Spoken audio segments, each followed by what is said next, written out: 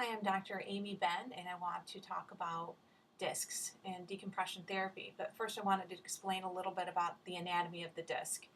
So, I have a picture here of the disc, and we've got a normal disc right here on the far left, and then we have a annular tear. So, it's before it gets to the point where it's bulging out of the spine.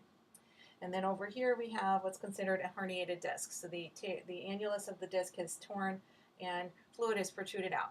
By this point, you're in quite a bit of pain, okay? There's two more levels of disc herniation.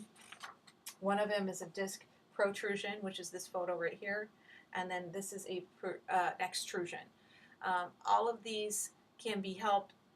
A and B can be helped, but C cannot. C needs to be referred to an orthopedic surgeon because that could be your disc could be embedded into your spinal cord and can cause you to have neurological deficit. So it's very important that you get that dealt with because that can affect a lot of different functions surgically. But you can get the other levels corrected naturally without surgery. So that's what I wanted to discuss with you. Patients that qualify for the decompression therapy are patients that don't want to have surgery, but they don't have cancer, and they don't have heart conditions. So if you have those two conditions, decompression therapy is not going to be the right thing for you at this time. We want patients to wait at least a year after they've had a heart attack because the therapy itself is meant to hydrate the discs using your blood flow. So you need to have a good, properly functioning heart in order for the decompression therapy to work. You also need to be able to drink water. Patients that don't drink water are not great patients for decompression therapy. Smokers dehydrate their spine through smoking, so they are not great patients for decompression therapy.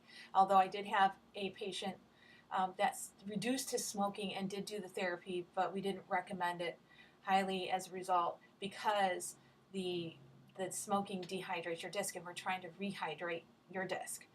The age and time at which you've had the herniation, are you in your 20s, affects the quantity of visits it's going to take for you to heal. Do you have two herniated discs? That affects how many visits that you'll need to heal.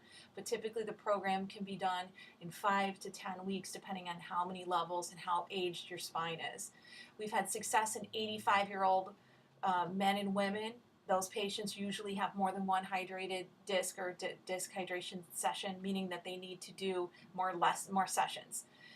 Younger people that have only have one disc and it just happened, it's sort of a new condition, they can be helped in as little as 12 sessions. The disc therapy can be done in both cervical and lumbar spine. We do suggest taking supplements while getting the therapy, and we also suggest drinking water. You need a couple gallons a day if possible.